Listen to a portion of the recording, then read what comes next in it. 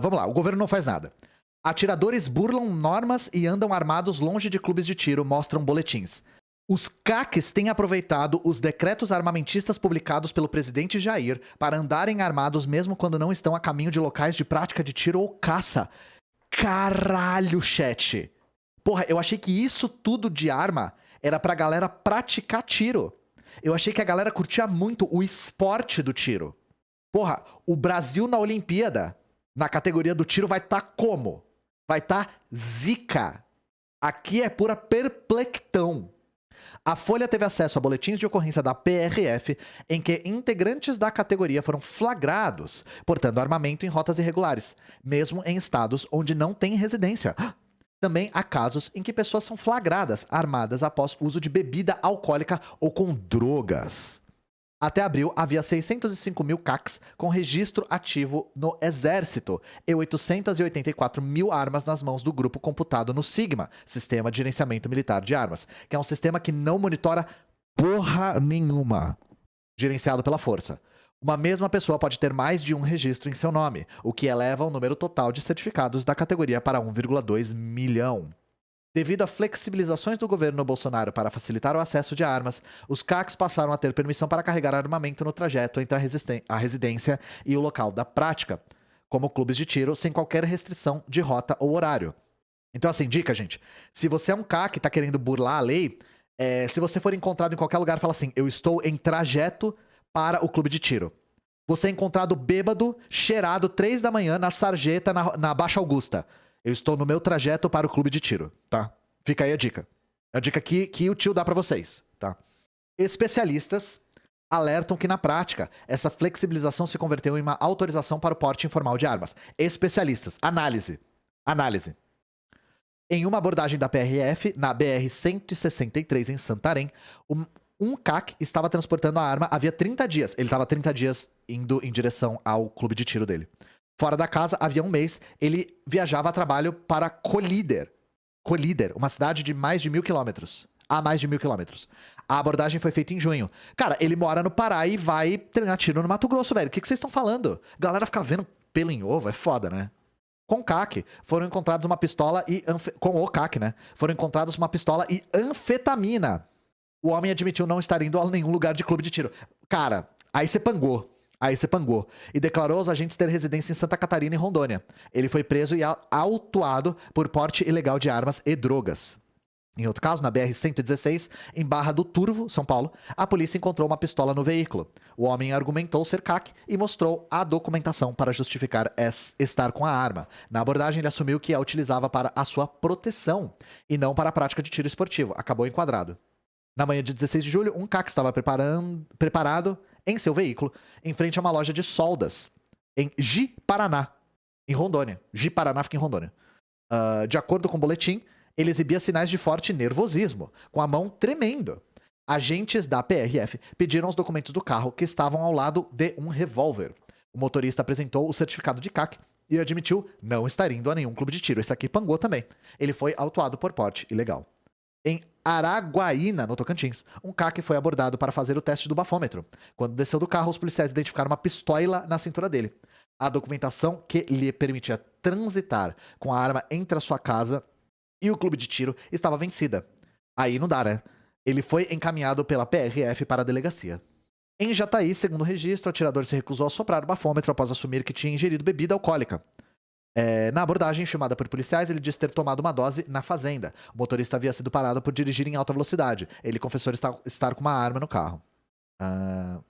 Abre aspas. Existe pressão para que o órgão de controle não atue nessa fiscalização, que já é difícil com a norma atual. Quando amplia o entendimento do trajeto e horário, inviabiliza a fiscalização, ainda mais com o clube de tiro funcionando 24 horas. Bom, novamente, clube de tiro funcionando 24 horas é fantástico. Novamente, se você for encontrado pelado, cheirado, no Baixo Augusta, às 3 da manhã, você está indo em direção ao seu clube de tiro, tá? Nunca se esqueçam disso. Outra coisa, lembra quando o Bolsonaro foi ameaçado pela PRF com o trabalho da PRF?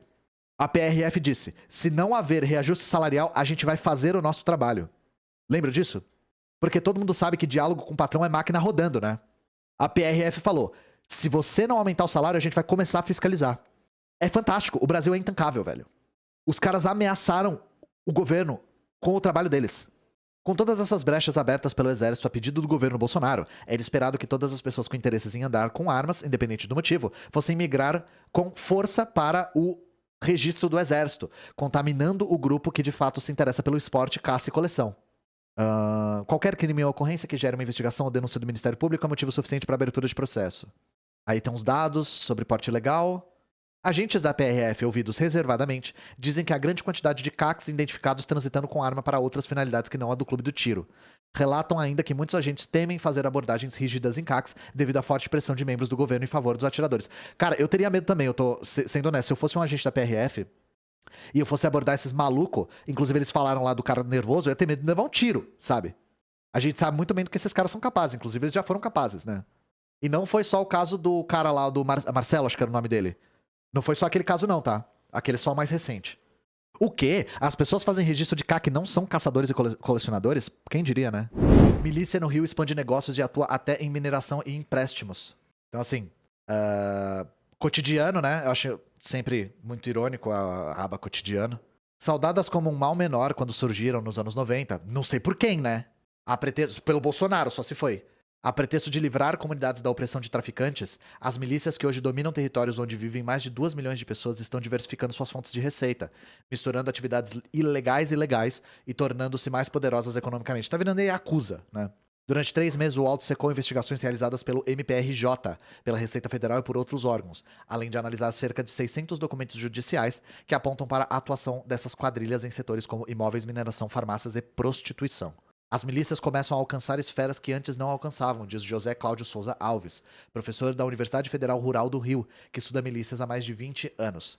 Da extorsão a moradores e comerciantes, gênese de financiamento das milícias em áreas antes dominadas pelo tráfico, esses grupos migraram para outras atividades com o monopólio na venda de gás e na oferta do chamado gatonete. Mas recentemente, investigações da polícia e do Ministério Público apontaram a ligação dos milicianos com a grilagem de terras e a construção clandestina de imóveis. Agora, milicianos estão no comando de empresas de mineração, usam lojas de materiais de construção para multiplicarem seus lucros e lavam dinheiro por meio de farmácias e outras empresas. Um império criado a partir do dinheiro extorquido nas favelas. Em algumas áreas, os criminosos baniram a venda de cigarros legais e estabeleceram um monopólio de fornecimento do produto pirateado. Abre aspas. As milícias nasceram como grupo de extermínio nos anos 60 e 70, como força auxiliar e ilegal do Estado, para atuar no combate ao tráfico. Mas isso é passado. 60 e 70 era a época do quê, gente? Ditadura, né? Hoje elas são um grande holding, muito parecido com a Yakuza, inclusive. Afirma Cecília Oliveira, diretora executiva do Instituto Fogo Cruzado. Inclusive, eu acho que nessa época nem chamava milícia. Milícia é um nome que surgiu bem depois. Na época, se não me engano, no Rio, aí os cariocas podem me corrigir, eles chamavam de Polícia Mineira. Polícia Mineira, não era? Ou grupos de extermínio, tinha esses dois nomes.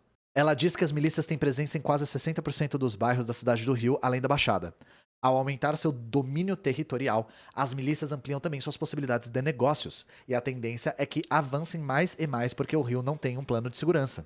Autos de processos judiciais mostram que os bandidos ficam com um percentual de toda a riqueza gerada em alguns dos territórios sob seu domínio e estendem seus tentáculos para além dessas regiões, cobrando taxas de trabalhadores autônomos que circulam pela cidade e impondo a compra de determinados produtos a lojistas por meio da força, Yakuza. No caso dos milicianos, quem se recusa a colaborar ou tenta enganar os bandidos é morto para dar o exemplo, Yakuza. É uma fórmula do sucesso cruel e, até aqui, infalível. Em alguns casos, o objetivo é a lavagem de dinheiro, em outros, a obtenção de mais recursos, em todos, quem perde é a sociedade. Cecília afirma ainda que as eleições são fundamentais para esses grupos. Não há dúvidas de que milicianos irão se candidatar. Cecília, a gente já teve milicianos se candidatando em 2018. E a gente tem um miliciano aí que, enfim, né, é isso. A gente tem alguns. A gente tem um aí. Temos milicianos, temos. Mineração irregular. Uma das novas atividades econômicas das milícias cariocas veio à tona depois que a empresa Macla Extração e Comércio de Saibro entrou no radar dos investigadores. A companhia que explora Saibro, matéria-prima de construção civil, tem como dono Luiz Antônio da Silva Braga, o Zinho, um dos chefes da Liga da Justiça. Liga da Justiça. Liga da Justiça! A milícia domina a zona oeste do Rio. Zinho está foragido. A Macla foi investigada pelo Ministério Público por extração, transporte e venda ilegal de saibro numa área na Rua da Manga, em Santa Cruz. A pedido dos investigadores, o órgão ambiental estadual realizou uma vistoria no local. Ao se depararem com a fiscalização, homens que trabalhavam na extração fugiram, abandonando uma retroescavadeira e 2 caminhões. Informações fornecidas pela Prefeitura do Rio após a visita ao local indicaram escavações de grande porte na encosta, sem as devidas licenças, assim como a remoção da vegetação nativa. A investigação de crime ambiental, entretanto, acabou arquivada em 2019 porque o Ministério Público Federal não conseguiu identificar os responsáveis pela exploração da região. Tinha também um envolvimento, eu não sei se eles vão falar disso aqui, tinha um envolvimento da milícia, gente, com extração de madeira e garimpo na Amazônia, não tinha? Tinha a porra dos barcos lá, tudo com as bandeiras do Flamengo. Ou eu tô doidão? Eu acho que eu não tô doidão, não. Se eu tô doidão, vocês me avisam. Tinha não, tem. Ah, então errei, né? Falei no passado. Ah, é do Comando Vermelho. É do Comando Vermelho. Enfim, eu lembrei mal. Se antes a extorsão das milícias se voltava basicamente contra moradores e comerciantes das áreas, as autoridades do Rio reuniram evidências de que os criminosos passaram a arrancar dinheiro também de prestadores de serviços externos. Um dos casos, o de um entregador de supermercado que se recusou a pagar a taxa, resultou em morte. Em 11 de novembro de 2017, José Carlos da Silva foi morto a tiros na rua Capitão Rubens. A vítima liderava um grupo de 24 motoristas que faziam frentes em um supermercado. Em agosto daquele ano, 18 de seus colegas registraram uma ocorrência na 30ª Delegacia Policial de Marechal Hermes, denunciando extorsão por parte de Edmilson Gomes Menezes, Marcos Gileno Pereira e Wagner Evaristo Júnior, apontados como membros da milícia do Campinho. A razão do crime foi o fato da vítima não ter concordado em pagar o valor de R$30 diários por taxa de segurança, quantia exigida pelos milicianos no Morro do Fubá. Primeiro, os 3 acusados obtiveram uma vitória na primeira instância, quando o juízo da 3ª Vara Criminal do Rio entendeu que não havia elementos suficientes para levá-los ao júri popular. O MP recorreu e conseguiu reverter a decisão em turma do Tribunal de Justiça, que por unanimidade determinou o julgamento pela acusação de homicídio. Os 3 apelados integravam um grupo paramilitar de milícia e cobravam taxa de segurança de motoristas da região, escreveu o desembargador Sidney Rosa da Silva, em seu voto no julgamento da apelação. A recusa da vítima em pagá-la resultou em sua execução perpetrada por eles. Eu gostaria de saber se eles tinham sido condenados, mas acabou aqui. Imóveis, furto de energia e agiotagem. Uma interceptação telefônica realizada pela polícia em 15 de outubro de 2018 registrou a negociação de um imóvel por Manuel de Brito Batista, o Cabelo, apontado pelo MPRJ como braço direito de Adriano da Nóbrega, na milícia de Rio das Pedras. Nóbrega foi morto durante uma operação da polícia na Bahia em 2020. No telefonema, uma mulher não identificada pergunta o valor do aluguel de um apartamento no Bosque das Pedras, condomínio situado na zona oeste do Rio. Batista responde que tem um imóvel de 2 quartos no local por 1.300. Com taxa de condomínio, não paga luz, não paga condomínio, não paga água, não paga nada. Para o MP, a ligação mostra que a milícia furtava energia e água das concessionárias. Outra atividade econômica que passou ao controle de milicianos foi de préstimos a juros exorbitantes, para usar a expressão usada pelo Ministério Público no relatório de uma das investigações. A gente chama isso de agiotagem, tá? A milícia que domina as favelas da Muzema e do Rio das Pedras usou a empresa Creditec Negócios Financeiros para movimentar mais de 3,6 milhões entre agosto de 2018 e abril de 2020. Um dos sócios é Rodrigo Bittencourt do Rego, integrante da milícia liderada por Adriano da Nóbrega. Segundo o MP, devedores da Creditec tiveram bens confiscados pela milícia. Gente, eu tô com depressão. Eu não queria dizer nada. Eu tô com depressão. E assim, hoje eu vou dizer pra vocês que tá intancável, assim. É foda porque me perguntam como é que eu consigo lidar com tanta coisa ruim no trabalho, sabe? De estar trabalhando e lidando sempre com coisas, com uma carga muito negativa. A minha resposta é, quem disse que eu consigo lidar? Quem disse que eu consigo? Então assim, eu vou fazer o seguinte. Capivara.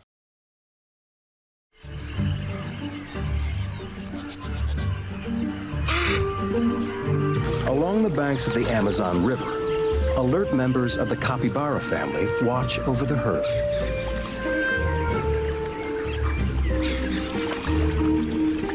The dense vegetation and murky waters harbor many threats for these giant rodents. While the adults keep watch, the young feed. Pisou na cabeça. Cap baby. Though able to eat grass from just a week old, they drink milk for the first 16 weeks of their lives.